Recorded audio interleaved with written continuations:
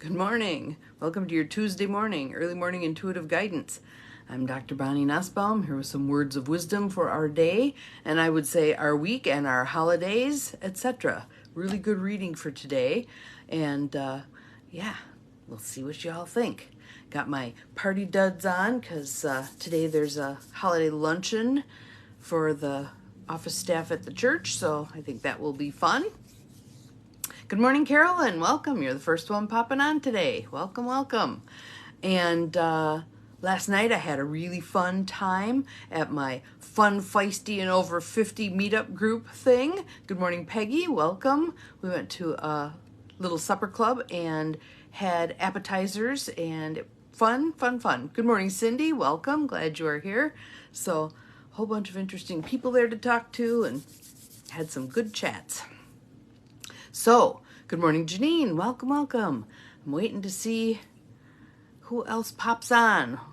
We're rolling the numbers. We're up to 5. This is good. So, good morning, Joe Neal. Good morning. Celebrating with you your last infusion. Yay, you. Fabulous. I held off taking a shower. Love it. All right, so we have another round of Outrageous Openness, Letting the Divine Take the Lead by Tosha Silver.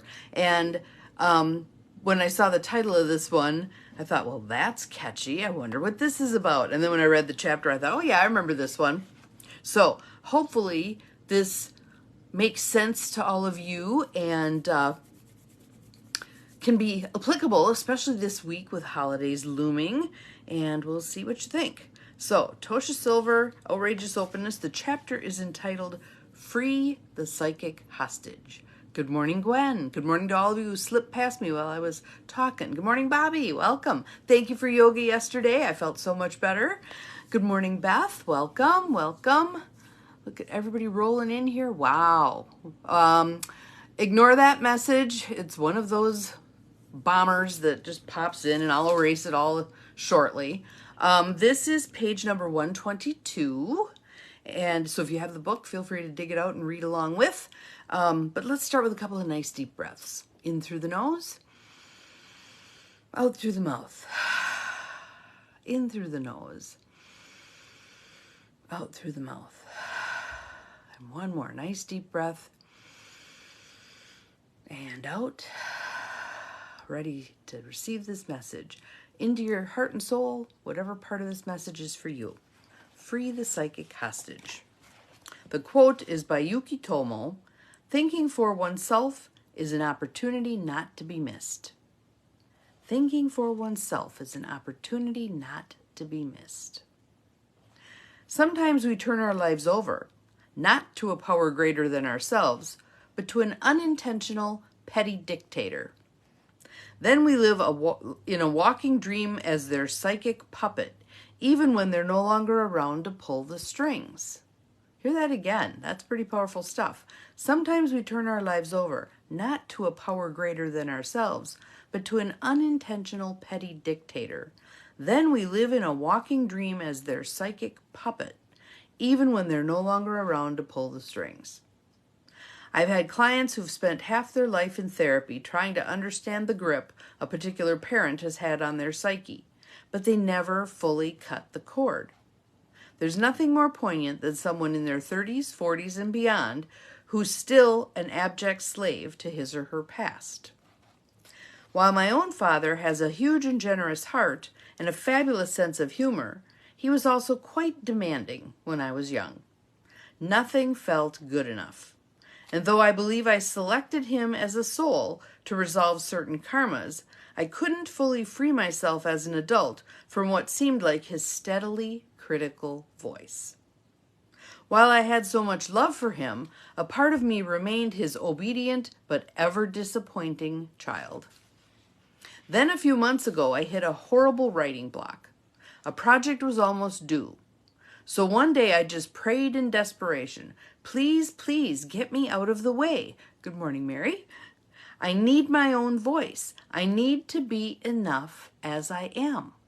And I'm going to change that last part. I need to believe I'm enough as I am, because we are obviously enough as we are. Good morning, Deb. Glad you're here. Thank you for the coffee, Mary. But we don't believe it. That's the hang up. That's the stuck point. Please, please get me out of the way. I need my own voice. I need to be enough as I am. The next thing I knew, I felt drawn to the ocean. I brought a letter from my dad that hurt me, whether he intended it or not. I honestly couldn't tell what was real and my own entrenched reaction. Then I stopped at the store for a coconut and flowers. I was set to do a ritual from India I'd performed about other topics before. It was time to offer the whole mess, good morning, Dawnine, once and for all, to the divine.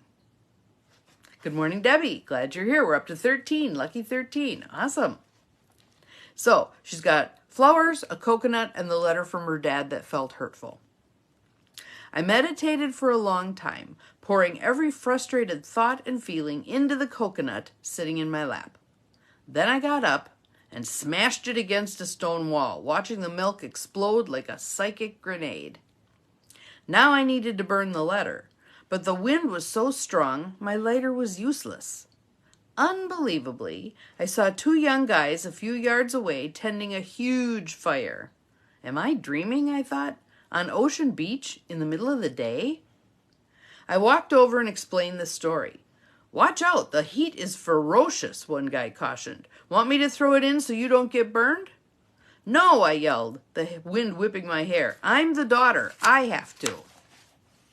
I grabbed a long stick to plunge the paper into the leaping orange flames.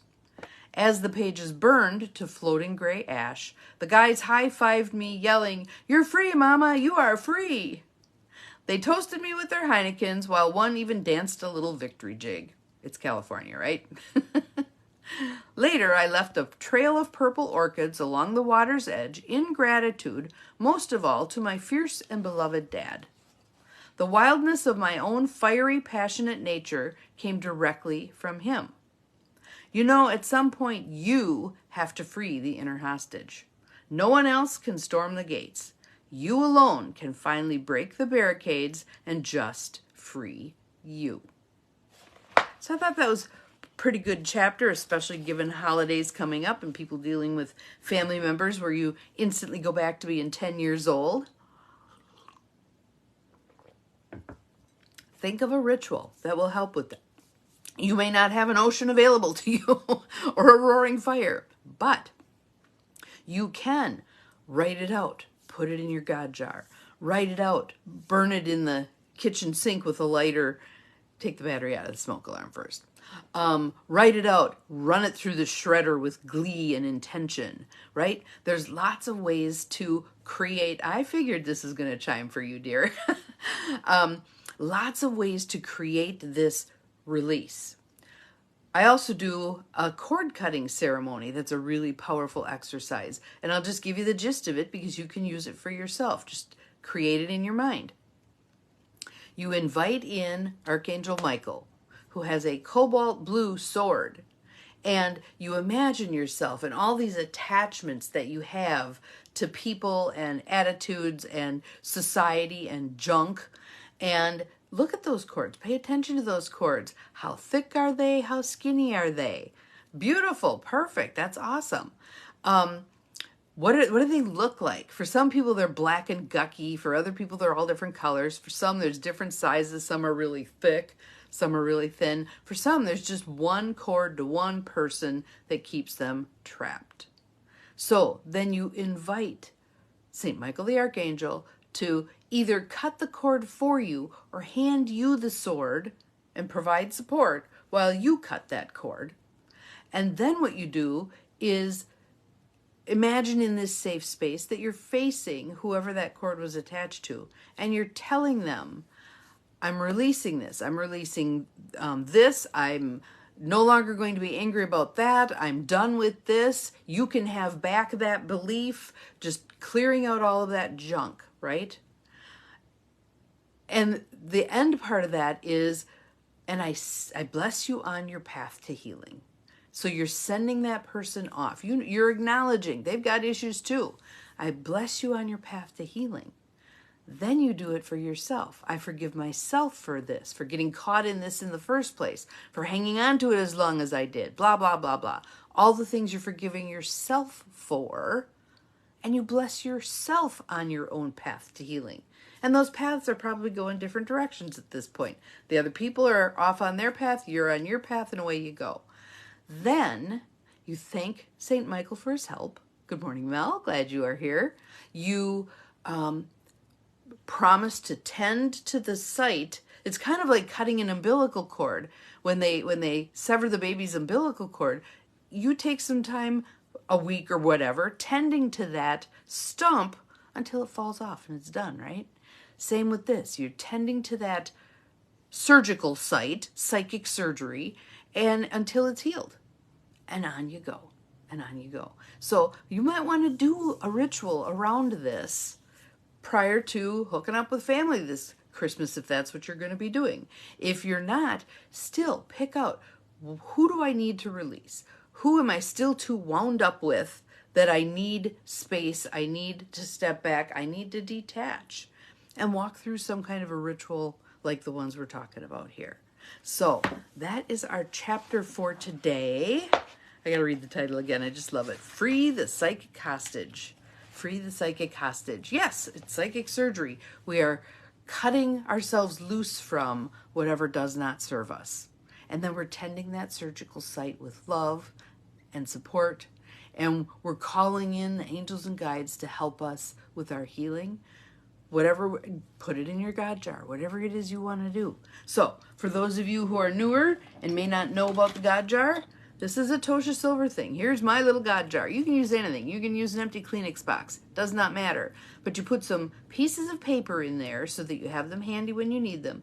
And anything you're worrying about, angry about, carrying with you that does not serve you, beliefs, thoughts, events, whatever, you put it on a little piece of paper, you fold it up and you stick it in the jar. Done. You have now turned it over to the universe to manage. And so I'll put people's health issues in there, all kinds of stuff.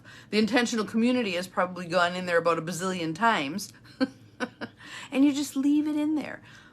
Typically once a quarter, I'll go and look through all those little slips and go, this one's taken care of. This one's taken care of. This one still needs me in there. Good morning, Charlene. Welcome. Glad you're here.